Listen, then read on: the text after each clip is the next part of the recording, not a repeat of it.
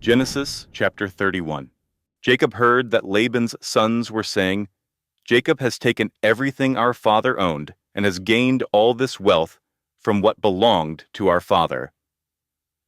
And Jacob noticed that Laban's attitude toward him was not what it had been.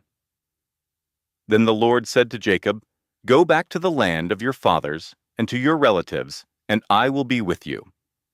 So Jacob sent word to Rachel and Leah to come out to the fields where his flocks were. He said to them, "I see that your father's attitude toward me is not what it was before, but the God of my father has been with me. You know that I've worked for your father with all my strength, yet your father has cheated me by changing my wages 10 times. However, God has not allowed him to harm me.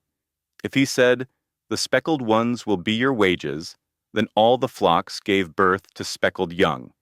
And if he said, 'The streaked ones will be your wages,' then all the flocks bore streaked young. So God has taken away your father's livestock and has given them to me. In breeding season, I once had a dream in which I looked up and saw that the male goats mating with the flock were streaked, speckled, or spotted. The angel of God said to me in the dream, 'Jacob.' I answered, 'Here I am.' And he said, 'Look up and see that all the male goats mating with the flock are streaked, speckled, or spotted, for I have seen all that Laban has been doing to you. I am the God of Bethel, where you anointed a pillar and where you made a vow to me. Now leave this land at once and go back to your native land.' Then Rachel and Leah replied, 'Do we still have any share in the inheritance of our father's estate? Does he not regard us as foreigners?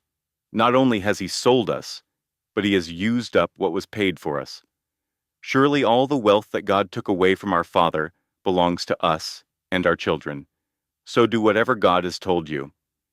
Then Jacob put his children and his wives on camels, and he drove all his livestock ahead of him, along with all the goods he had accumulated in Paddan Aram, to go to his father Isaac in the land of Canaan. When Laban had gone to shear his sheep, Rachel stole her father's household gods.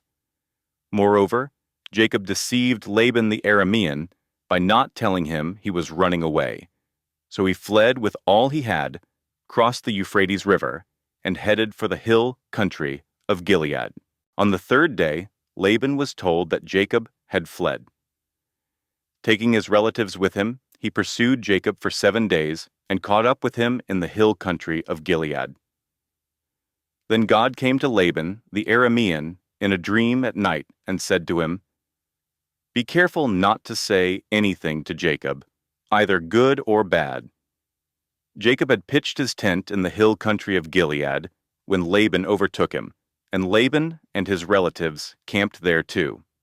Then Laban said to Jacob, "What have you done? You've deceived me, and you've carried off my daughters like captives in war. Why did you run off secretly and deceive me? Why didn't you tell me, so I could send you away with joy and singing to the music of timbrels and harps? You didn't even let me kiss my grandchildren and my daughters goodbye. You have done a foolish thing. I have the power to harm you. But last night, the God of your father said to me, 'Be careful not to say anything to Jacob, either good or bad.' Now you have gone off because you long to return to your father's household. But why did you steal my gods?" Jacob answered Laban, "I was afraid, because I thought you would take your daughters away from me by force. But if you find anyone who has your gods, that person shall not live. In the presence of our relatives, see for yourself whether there is anything of yours here with me, and if so, take it." Now Jacob did not know that Rachel had stolen the gods. So Laban went into Jacob's tent, and into Leah's tent, and into the tent of the 2 female servants, but he found nothing. After he came out of Leah's tent, he entered Rachel's tent. Now Rachel had taken the household gods and put them inside her camel's saddle and was sitting on them. Laban searched through everything in the tent, but found nothing. Rachel said to her father, "Don't be angry, my lord, that I cannot stand up in your presence. I'm having my period." So he searched, but could not find the household gods. Jacob was angry and took Laban to task. "What is my crime?" he asked Laban. "How have I wronged you that you hunt me down? Now that you have searched through all my goods, what have you found that belongs to your household? Put it here in front of your relatives and mine, and let them judge between the two of us. I have been with you for 20 years now. Your sheep and goats have not miscarried, nor have I eaten rams from your flocks. I did not bring you animals torn by wild beasts. I bore the loss myself. And you demanded payment from me for whatever was stolen by day or night. This was my situation. The heat consumed me in the daytime and the cold at night, and sleep fled from my eyes. It was like this for the 20 years I was in your household.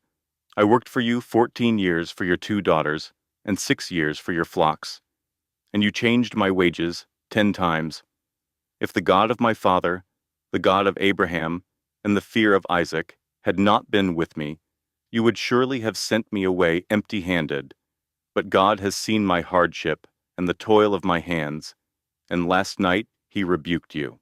Laban answered Jacob, "The women are my daughters, the children are my children, and the flocks are my flocks. All you see is mine. Yet what can I do today about these daughters of mine, or about the children they have borne? Come now, let's make a covenant, you and I, and let it serve as a witness between us." So Jacob took a stone and set it up as a pillar. He said to his relatives, "Gather some stones." So they took stones and piled them in a heap, and they ate there by the heap. Laban called it Jegar Sahadutha, and Jacob called it Galeed. Laban said, "This heap is a witness between you and me today." That is why it was called Galeed. It was also called Mizpah, because he said, "May the Lord keep watch between you and me when we are away from each other. If you mistreat my daughters, or if you take any wives besides my daughters, even though no one is with us, remember that God is a witness between you and me." Laban also said to Jacob, "Here is this heap, and here is this pillar I have set up between you and me. This heap is a witness, and this pillar is a witness, that I will not go past this heap to your side to harm you, and that you will not go past this heap and pillar to my side to harm me. May the God of Abraham and the God of Nahor, the God of their father, judge between us." So Jacob took an oath in the name of the fear of his father Isaac. He offered a sacrifice there in the hill country and invited his relatives to a meal. After they had eaten, they spent the night there. Early the next morning, Laban kissed his grandchildren and his daughters and blessed them. Then he left and returned home. Thanks for listening. Click here to continue reading the Word of God.